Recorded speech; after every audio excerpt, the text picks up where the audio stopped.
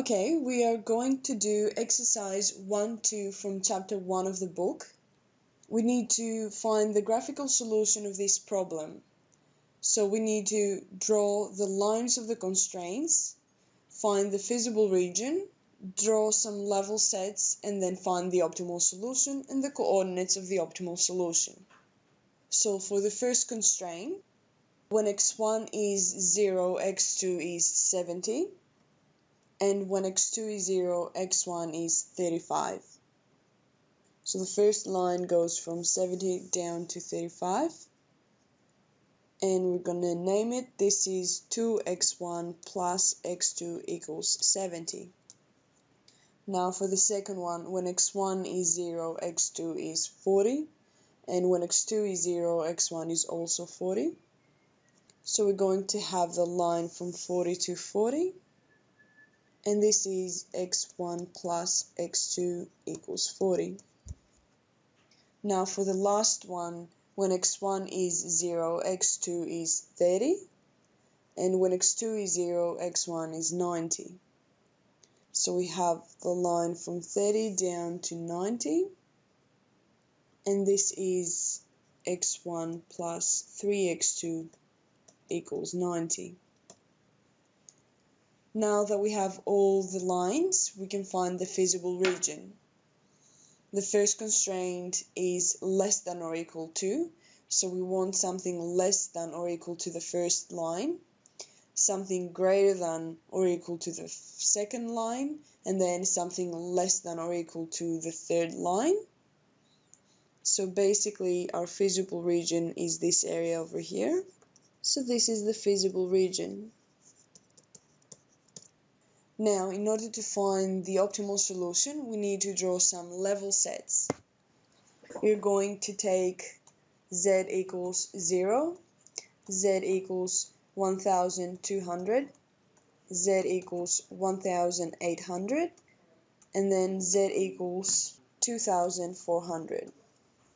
We need to keep in mind that z is also equal to 40x1 plus 60x2, and we're going to find the lines of the level sets the same way we drew the previous lines. So when z equals 1200 and x1 is 0, x2 would be 20, and then if x2 is 0, x1 will be 30. Oops, sorry, this is 20 and this is 30. So we have the first level set from 20 to 30, and this is when z equals 1200. Now for the next one, when z equals 1800, x1 will be 45 and x2 will be 30. So we have the line from 30 down to 45 right here. And this is z equals 1800. Now when z equals 2400, x1 will be 60 down here, and x2 will be 40. So we're going to have the level set from 40 down to 60, and this is when z equals 2400. Now we're going to draw the level set z equals 0. We can draw that last because it is easier to do, since it's the line that goes through the origin but needs to be parallel to the other level sets. So we're going to have this line where z equals 0. Now we can see that we need one more level set in order to find what the optimal solution is. We need to have a level set between z equals 1800 and z equals 2400. Since we know that all level sets are going to be parallel to one another, we can just draw a level set that starts from this point and it's parallel to the other lines. We don't really need to know what z is at this level set. We're only interested in when the level sets leave the feasible region and what's the last corner point that belongs in between the two last level sets, the one that crosses the feasible region and the one that just left the feasible region. So it's clear now that this here is our optimal solution. This is the corner point. And we can go ahead and find the coordinates of the optimal solution.